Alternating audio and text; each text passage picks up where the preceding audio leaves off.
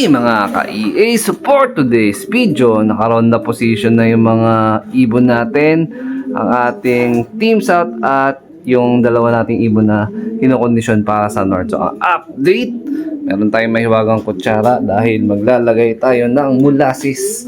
So magdi-dilute muna tayo ng molasses. So ito, transfer ko na dito para mas madali siyang sandukin, no? Tapos, kung dun kasi sa bote, okay lang naman din. Kaya mas prepared ko yung ganito. So, nakahalo na sa kutsara. Ayan, no? Tapos, salin na diretso dito. So, nga papansin nyo, kukunti ang tubig. So, parang lumalabas, puro yung molasses na nakalagay, no? So, ang magiging senaryo kasi, ang gagawin natin is idadagdag ko pa dito sa nakareading tubig. So, yan is nakatining ng 24 hours. So, nakapahinga, kumbaga. Nakababa yung chlorine yan. So, meron ako dito makulit na senaryo. Ayan, oh. So, itong matagal ko na pilit pinapares dun sa isa nating nakuha na ibon kay GRDL. Na ito, yung Bandy Merwin na kak, ayaw niyang parisan yung unang binigay ko sa kanya. So, 2 weeks silang magkatabi na nagdiligawan. Ayaw niyang parisan. Pero dito, kagabi ko lang pinagsama. Aba, wala pang 30 minutes. Nagpares na. Pida, hindi ko pa yan pinagtabi. So, rektang, agad. Rektang lagay. Although, inaway niya, pero saglit na saglit lang. So, meron talagang ganong klaseng kak, no? Na sobrang namimili talaga ng kanyang gustong mapangasawa. Siguro, talagang parang tao lang din. Pag hindi niya talaga tipo, wag ipilit o wag nating pangunahan. Ayan, parang ganon. So, dito, ang naging senaryo, ang pares na nung galing kay GRDL Lop, yung anak nung solo winner niya, si Batusay na. Ayan. Yung itlog na binuga dito is discharge egg yan. So, tatanggalin ko na yan mamaya para makapag-mate na sila after 10 days. Mag-produce na ng another na egg. So, dito naman, kay Red Batusay naman, so ito, okay naman na rin yung pairing nila. Although nag-away ng panandalian, pero mabilis lang din naman natapos. So, meron agad egg. Kaya lang, after nung 2 days na meeting nila dito or mating nila, nagbuga agad ng egg. So, hindi ako sure kung meron si Milya itong nilabas na egg. Although matagal nang walang pair tong Red Fox Jansen. So, tingin nyo ba mga kalapatids, magkakaroon kaya ng si Milya to? Kahit 2 days pa lang silang magkasama, tapos nag-drop agad ng kanilang egg. Ayan, no?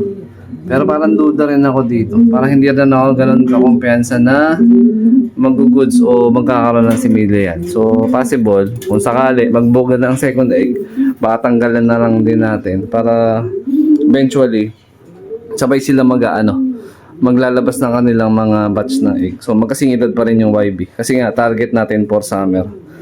Ayan. So, itong molasses, para sa mga breeder lang muna.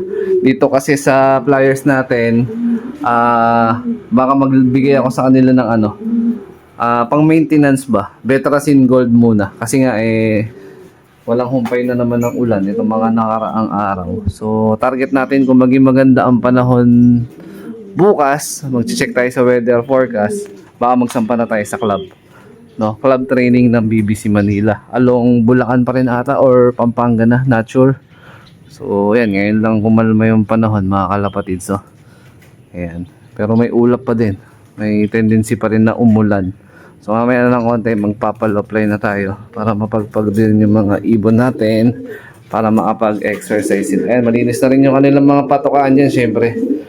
Daily routine naman natin yan yung paglilinis. Kaya nakakasigurado tayo na maganda yung health condition ng mga ibon natin. O kaya minsan di naman din talaga naiiwasan. One eye cold, napaka-common problem yan. Especially pag tuloy-tuloy talaga yung pagulan. Nagkakaroon talaga ng mga ganyan mga casualties sa loob. Ayan o. Tama po ba yun? 75 years later. Apply na tayo. So isa nating ibon, nilagyan natin to ng GPS tracker. Ayan. Mali pa nga ako ng pag-set up. So, yung nakalagay na image dun sa GPS natin, aso. Instead na dapat ibon. So, magpapaturo pa tayo kay Madla kung paano yung magiging senaryo nung pagpalit nung pag-set up nung ano. Medyo lugon yung mukha niya. Ayun, no. So yan, finisher na natin ng Santa Ana. Ito naman, San Leonardo Nueva Ecija tong katabi niya. So sila pares na. So mangyari, papaalam natin pag nagsakay tayo sa club training kung pwede yung GPS tracker. Pero kung hindi, tatanggalin natin bilang respeto dun sa club, syempre. Hindi tayo pwede manguna dun. Pero ang alam ko, sa derby, bawal talaga yan. Pero ngayon darating na training natin sa club, ipagpapaalam pa rin natin yan kung papayag. Siyempre. Ayan. Kung papalow play na tayo, time check natin, 6:42 AM. Ayan, no. Play na tayo, samantalahin. 2 days silang walang ikot, walang lipad. Kaya, ayan. Nakaronda na tayo. Sana mabalik na natin yung 100% na kondisyon ni Frankie Boy. Kasama si Bulilit. Ayan. May naiwan pa ba? Meron pa. May naiwan pa sa loob. Sino ba yun? Parang si Lady Mina to ata. Yung finisher natin ng Javier. Ilang pa rin siyang lumabas dito eh. Sa lock natin. Ayun. Siya nga talaga yung naiwan, no? Ayan, nalabas na. Bus!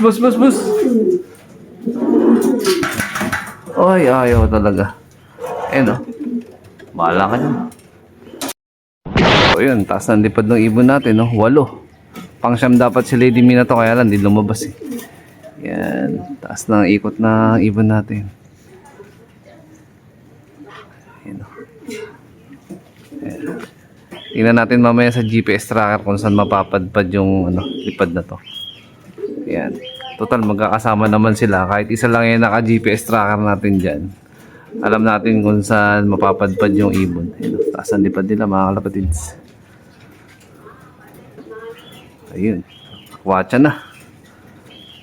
A few moments later. Meron lang tayong sisilipin dito. Pero approximate kasi napisa nito, bukas pa to. August 5 or August 6. Pero titingnan ko na rin kung may crack. Kaya, ito yung galing kay Madla.